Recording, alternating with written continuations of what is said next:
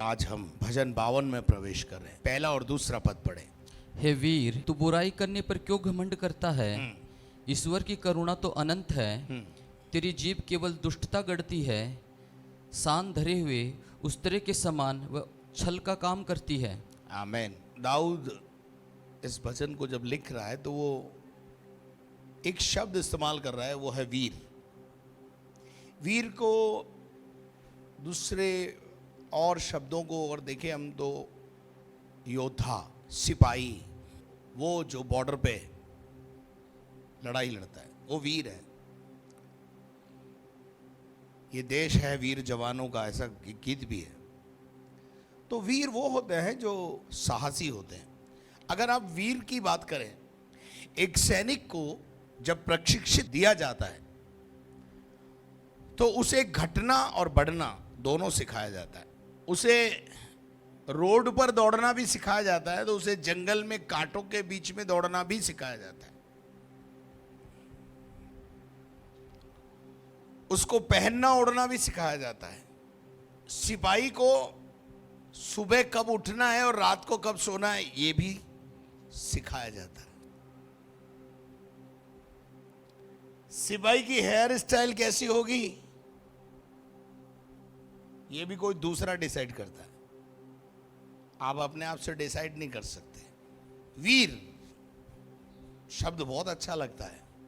कोई आपको वीर बोले तो क्या लगता है आपको? ओह वाह। वीर वो होता है जो परिस्थितियों पर विजय पाता है, हा? और ना केवल अपने लिए जीता है। वीर हमेशा हमारे देश के लिए जीता है, लोगों के लिए जीता है, दूसरों के लिए जीता है। वीर वो होता है जो अपनी जान की बाजी लगाकर, अपनी जान गंवाकर दूसरों की रक्षा करता, वो होता है वीर। हमारा परमेश्वर भी वीर है, ध्यान रखना। इसलिए बाइबल में 366 बार लिखा है मत डर, डर को अपने जीवन से निकाल। वीर योद्धा जो होता है, वो वीर जो होता है, सिपाही डरता है किसी से? वीर बहुत अनुशासित होते हैं, पहनने ओढ़ने का बिल्कुल ध्यान रखते हैं। बातचीत करते समय वो ये ध्यान रखते हैं कि मैं योद्धा हूं, मैं वीर हूं, मैं फौज में हूं। अगर मैंने कोई इनडिसिप्लिन बाहर भी किया तो मेरी खबर अंदर ले ली जाएगी। एक वीर की डेफिनेशन दे रहा हूं मैं आपको बस। निर्गमन का 15 अध्याय उसके 3 पद में एक बात लिखी है, यहोवा योद्धा है। यहोवा परमेश्वर क्या है? एक वीर है, योद्धा है, और उसने बहुत बड़ी बड़ी लड़ाइयां जितवाई हैं, वो आप सब जानते हैं। अब वो तो वीर मैंने बात करी, वो भारत के वीर की बात करी। अब अपन आते हैं स्पिरिचुअल वीर। अब पढ़िए आप याकूब की पत्री 1 अध्याय और उसका 26 पद। यदि कोई अपने आप को भक्त समझे, भक्त को हटाकर अगर हम ये पढ़ें कि हम वीर हैं, यदि कोई अपने आप को वीर समझे, यदि कोई अपने आप को यहोवा का योद्धा समझता है, परमेश्वर का या यीशु मसीह का चेला समझता है और भक्ति करने वाला समझता है, और अपनी जीभ पर लगाम न दे। आप 6 फुट का आदमी हैं, उनकी जीभ आपसे कंट्रोल नहीं होती। आप काहे के योद्धा हैं हम भक्त हैं, हम प्रभु के वीर। प्रभु यीशु मसीह ने हमें भी सिपाही कहा, हमें चेला कहा, हम भी एक सिपाही हैं। इफिसियों की पत्री 6 अध्याय के अंदर 10 पद से लेकर हम पढ़ते हैं तो वहाँ एक योद्धा के पास क्या क्या होना चाहिए वो हमारे पास होना चाहिए। धार का टोप, सत्य से कमर को कसना, पाँव में मेल मिलाप के जूते पहनना, ये सब हमारे वीर योद्धा होने का क्या कर रही है? प्रदर्शन कर रही है। अब अगर हम योद्धा हैं तो हमें घटना और बढ़ना आना चाहिए कि नहीं आना चाहिए? हमें परिस्थिति से लड़ना आना चाहिए कि नहीं आना चाहिए? धूप तेज इसका कोई फर्क नहीं पड़ता है। वीर योद्धा जो होते हैं वो परिस्थितियों के ऊपर चलते और किसी से डरते नहीं है, उसको बोलते हैं वीर। जिसके अंदर डर ना हो, वही वीरवंत। डरपोक लोग कभी ईश्वर के राज्य में, परमेश्वर के राज्य में प्रवेश नहीं करेंगे। ऐसा बाइबल में एक जगह नहीं कई जगह लिखा है। गिडियन के जमाने में भी अगर 32,000 की सेना सामने खड़ी थी तो उसने ये कहा कि जो लड़ाई के मैदान में जाने से डरता है वो घर चला जाए। आपको पता है 22,000 चले गए और वो 22,000 को घर भेज दिया गया। अब मैं वापस याकूब की 1:26 में आता हूं। कोई अपने आप को वीर समझता है तो सबसे पहले अपनी जुबान कंट्रोल करके बता। आप सब चीज कंट्रोल कर लेते हैं लेकिन आपकी जुबान आपके बस में नहीं है। एक सैनिक, एक वीर वो होता है जो सब परिस्थितियों में जीना, उठना, बैठना, मरना सब चीज सीखता है, सब चीजों पर उठ के चलता है, सब चीजों को अपने कंट्रोल में रखता है। यहां तक कि आप देखिए कि वो अपने परिवार से भी साल साल भर दूर रहते हैं। साल भर अपने परिवार से दूर रहना, अपनी पत्नी बच्चों से दूर रहना, इसका मतलब इंद्रियां भी कंट्रोल में है। ये सब फौजी को क्या करा जाता है? सिखाया जाता है। और हम कैसे फौजी हैं? हमारी जुबान कंट्रोल नहीं हो रही। जुबान के विषय में अगर इसी 52 की 1 और 2 को वापस पढ़ दीजिए जरा।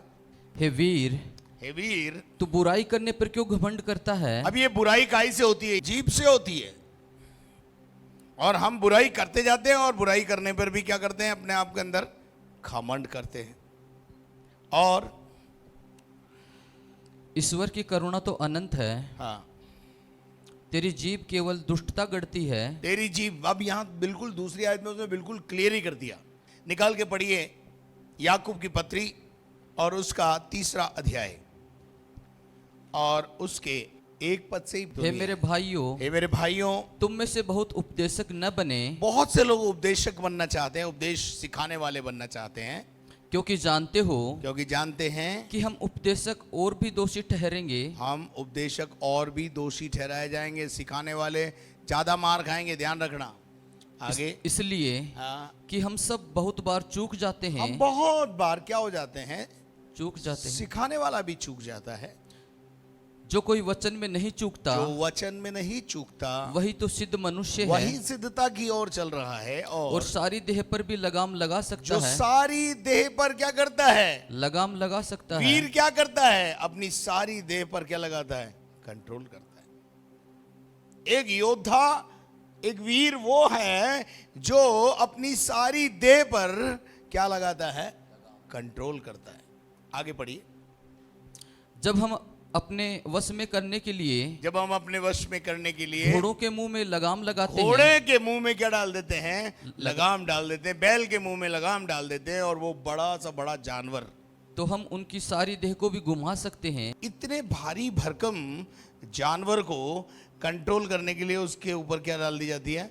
लगाम डालकर उसको हल्के से यूं खींचा तो मुड़ जाता है। आपने देखा होगा कि एक घोड़े को कैसे एक कोचवान अपनी चाबुक और उस लगाम के बदौलत कैसे अपने कंट्रोल में रखता है। आगे बढ़िए। देखो, हाँ, जहाज भी यद्यपि ऐसे बड़े जहाज होते भी हैं, यानी नावें जो होती है, बड़ी बड़ी नावें, आजकल तो इलेक्ट्रिक से चलने वाले स्टीमर हो गए, डीजल से चल रहा है सब कुछ आजकल। लेकिन ये उस समय जब डीजल वीजल नहीं था, बड़े बड़े जहाज भी बोलो पतवार से चलाए जाते थे, चप्पू जिसको बोलते हैं। जहाज कितना बड़ा होता है और चलता का इससे? छोटे से छोटे छोटे चप्पुओं से आगे बढ़ता है।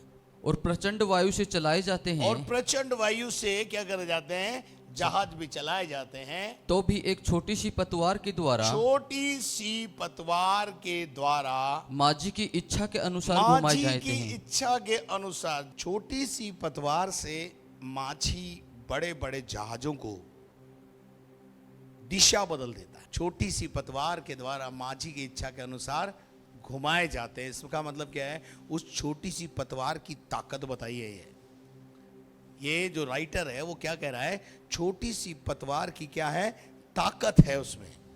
पतवार छोटी सी होती है, चप्पू छोटा सा होता है, लेकिन बड़े बड़े जहाजों को डायरेक्शन देता है। चलिए आगे बढ़ी। वैसे ही जीभ भी एक छोटा सा अंग है। हमारे शरीर में जीभ कैसा अंग है, एक छोटा सा बोलो अंग छोटा है। सा अंग है, पर सारा गड़बड़ झाला ये छोटा सा अंग ही कर रहा है। आपका व्यक्तित्व कैसा है, आपकी बोली आपका भेद खोल देगी। आप किस प्रवृत्ति के लोग हैं, कौन से जीवन को आप जी रहे हो। आप भले सूटेड बूटेड हैं, कुछ टाई टूई लगाए हुए हैं, लेकिन जैसे ही आप मुंह खोलते हैं आपका अंदर का जो व्यक्तित्व है वो प्रकट हो जाता है। पढ़िए आगे क्या लिखा है। और वह बड़ी बड़ी डींगे मारती है। छोटा सा है पर बात कैसे करता है, बड़ी बड़ी बातें बड़ी बड़ी है। कैसी है, बड़ी बड़ी। कभी छोटी बात करते देखा, जीभ को बड़ी बड़ी बात करते हैं। और देखो हाँ, थोड़ी सी आग से कितने बड़े वन में आग लग जाती पूरे है। जंगल में क्या लग जाती है, आग लग जाती है। पूरा जंगल जलाने के लिए 2-4 लीटर पेट्रोल नहीं चाहिए, थोड़ा सा थोड़ी सी आग ले जाकर आप लगा दीजिए, पूरे जंगल को क्या कर देगी, वो राख कर देगी। ऐसे ही जीभ भी एक आग है। क्या है, घर में बैठे बैठे आग लगाती है। ये जीभ क्या करती है, घर में बैठे बैठे आग लगाती है, और वीरों से ये कंट्रोल नहीं हो रही। कौन है हम, वीर। और वीर सब चीजें कंट्रोल करता है, पर इसलिए बाइबल में लिखा है जो भक्त है वो अपनी जुबान को कंट्रोल करे, उसके बाद भक्ति करे। हम हैं वीर, परंतु हमारी प्रॉब्लम यह है कि हम सब चीज कंट्रोल कर रहे हैं, लेकिन जुबान जो छोटा सा अंग है वो कंट्रोल नहीं हो रहा। और घर में बैठे बैठे कैसे आग लगाता है पूरे खानदान में, वो आप मुझसे ज्यादा जानते हैं। पूरे खानदान में, खानदान के लोग भले ही बिखरे हुए हों पूरी जगह पे, सब जगह आग लगाता है। आपकी बोली आपके घर को बर्बाद कर देती है। आपकी जुबान में इतनी ताकत है, आपकी जुबान में बाइबल बोलती है मृत्यु और जीवन दोनों है। आपकी जुबान में सकारात्मक और नकारात्मक बातें बोलने की ताकत है। आपके इस्तेमाल पर डिपेंड करता है कि आप इस्तेमाल करते हो अच्छे कामों के लिए या बुरी बातों के लिए। इसी जुबान से आप लोगों को अपने से दूर भगा देते हो, और इसी जुबान से आप लोगों को अपने पास बुला लेते हो। इसमें इतनी ताकत है। और धन्य है वो व्यक्ति जो इसे सही इस्तेमाल करता है। इसका इस्तेमाल करना आना चाहिए। परमेश्वर ने मनुष्य के पूरे बॉडी के अंदर जीभ को इस प्रकार से ताकत देके रखा है कि इसका अगर इस्तेमाल करना आपको आ जाए तो आप वारे न्यारे भी हो सकते हैं और बर्बाद भी हो सकते हैं। आप खुद भी बर्बाद हो सकते हैं, दूसरे को, अपने खानदान को भी बर्बाद कर सकते हैं। और इसी जुबान से आप सबको आबाद भी कर सकते हैं। ये आपके ऊपर डिपेंड करता है कि आप एक वीर योद्धा हैं तो अपनी जुबान को किस रीति से इस्तेमाल करते हैं। आत्मिक योद्धा की बात कर रहा हूं मैं। अभी तक मैं बात कर रहा था भारत के उन सिपाहियों की, वीरों की, लेकिन अब मैं बात कर रहा हूं उन योद्धाओं की जो इस समय आत्मिक भवन में बैठे हुए हैं, जो अपने आप को वीर कहते हैं, जो अपने आप को प्रार्थना का योद्धा बोलते हैं। प्रेयर वॉरियर हैं साहब हम, प्रार्थना के योद्धा। यहां लिखा है कि वो जीव हमारे अंगों में अधर्म का लोक बताया है। सारे पाप का जन्म होता है इससे। और अगर हम वीर हैं और अगर हम योद्धा हैं तो आज हम एक निर्णय लेके यहां से जाएं कि कुछ कंट्रोल करें या ना करें, हम अपनी जीभ को कंट्रोल करेंगे। आपको पता है पति पत्नी के बीच में 90% झगड़े किसकी वजह से होते हैं? जीभ की वजह से।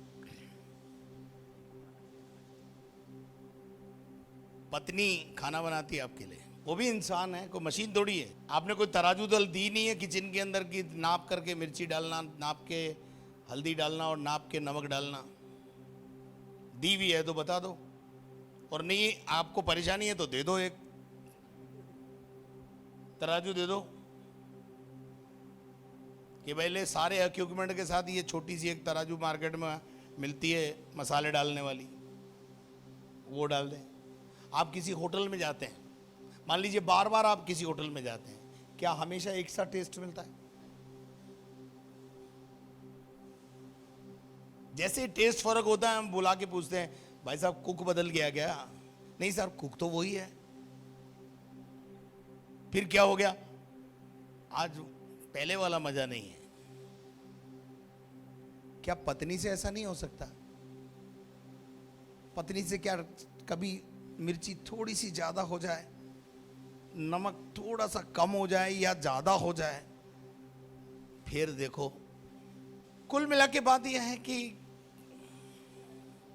19-20 होना लाजमी है।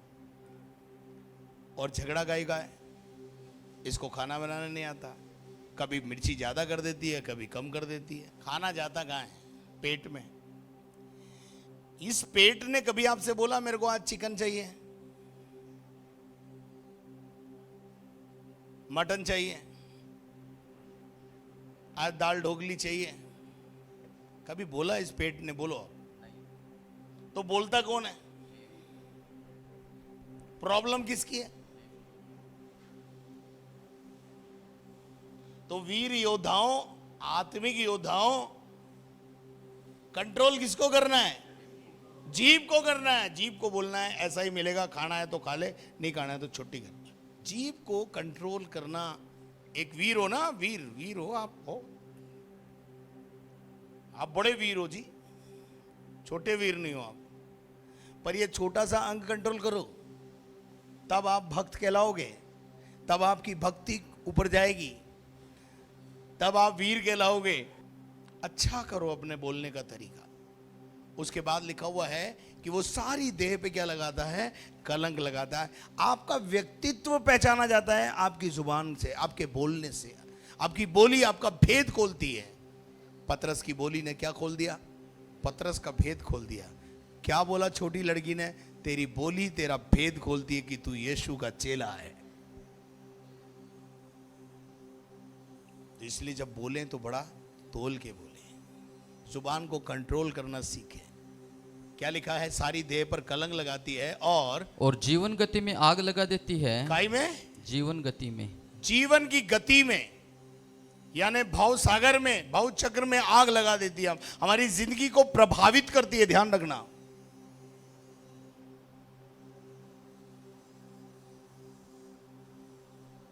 आपको एक लड़की के बारे में पता है कि ये बोलती बहुत बुरा है, शादी करोगे उससे? वो क्या कर रही है? आपके भविष्य को इफेक्ट कर रही है, फ्यूचर बिगाड़ रही हो आपका। और उसके बाद क्या लिखा है? और नरक कुंड की आग सी जलती रहती है। नरक कुंड में जैसे आग जलती है वैसे जलती रहती है। पूरा घर जला के रख देती है, पूरे खानदान में आग लगाती है। इसलिए हर भक्त और वो योद्धा जो आज यहां बैठा हुआ है, उससे मेरा गुजारिश है कि वो अपनी जुबान पर कंट्रोल करे। वीर बनना है तो जुबान पे कंट्रोल करके दिखा। ऐसा व्यक्ति परमेश्वर के राज्य में काम नहीं कर सकता है जो अपनी जुबान को कंट्रोल नहीं करता। हालेलुया।